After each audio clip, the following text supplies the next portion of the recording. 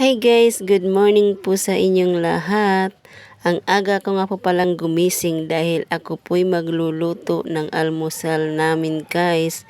Ang almusal po namin ay sopas. Ayan na nga po guys, inuumpisahan ko na nga po siyang lutuin. Ma-share ko nga po pala sa inyo guys, 3 lang po kami dito sa bahay pero nakikita nyo po ang laki po ng kaserola na nilulutuan ko guys. Kasi sinadya ko po talaga yan guys na damihan yung aking nilulutong sopas.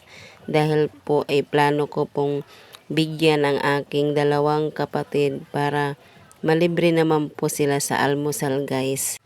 At masarap din po sa pakiramdam di po ba pag tayo po ay nakakapagbigay ng kahit maliit na bagay lang sa ating mga kapatid. At yung anak ko po kasi guys, ipapasok din po siya sa school kaya nagluto po ako ng maaga para po makapag-almusal siya bago pumasok sa school guys. At ayan na nga po, nilagyan na po natin ng pampalasa ang ating sopas para po siya ay sumarap na guys.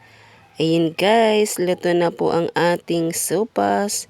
Ready to eat na siya guys. Ayan lang guys, thanks for watching.